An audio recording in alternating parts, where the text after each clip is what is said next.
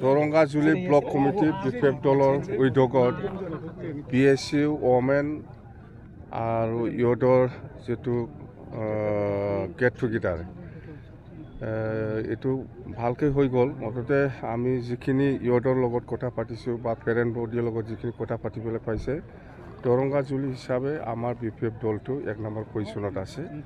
আগন্তুক যেটো সেপ্টেম্বৰ মাহৰ যেটো নিৰ্বাচন হ'ব সেইটো খুব ভাল ফলাফল দিব আৰু আমি দৰংগাজুলি হিচাপে আজিলৈকে একবাৰো হাৰা নাই। 4বাৰ হৈ গ'ল ইলেকশ্যন, 4বাৰতে বিফেপে জিকিছে, এইবাৰো বিফেপ জিকিব।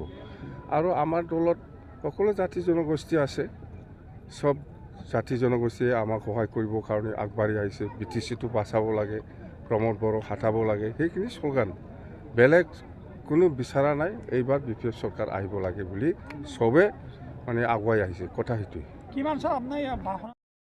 এইটো প্ৰমোদৰ কথা। প্ৰমোদে আমাৰ লগত ফোনত কথা পাতি পেলাই যিখিনি কৈ আছে মোক, খাম্পা আৰু চন্দনক ডাষ্টবিনত অলৰেডি পেলাই দিছে। এইবিলাক কৈ লাভ নাই। স্যাৰ কালি ৰঞ্জিত বসুমতাৰীয়ে আপোনাক এক প্ৰকাৰ কটাক্ষ কৰি কৈছে আপুনি তেতিয়ালৈকে যোগদান কৰিলে আপোনালৈ এই ফেৰেংগাৰ কথা বাদে, ফেৰেংগা এইবিলাক কথা কোৱাৰ কোনো অধিকাৰেই নাই, মিনিংলেছ।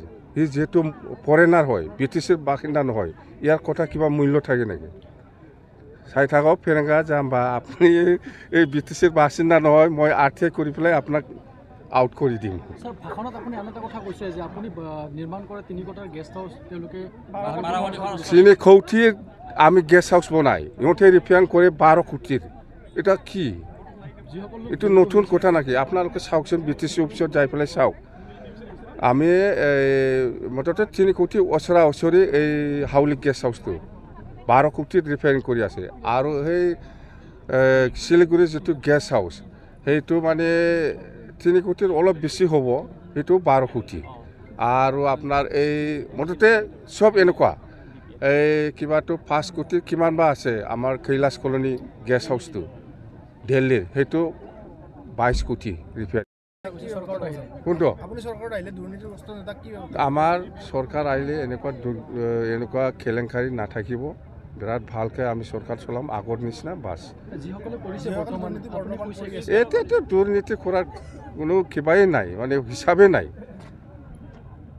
নাই। মানে BTCত যদি 100 টকা আহে, এই 100 টকাৰ ভিতৰত আমি কেনেকৈ মানে মিছা স্কিম দি পেলাই, ভুৱা কিবা একটা দি পেলাই আমি পইচাটো ওলাই পেলাই খাব পাৰি, তাৰ কাৰণেহে ব্যস্ত, কাম কৰাৰ ক্ষেত্ৰত ব্যস্ত নহয়।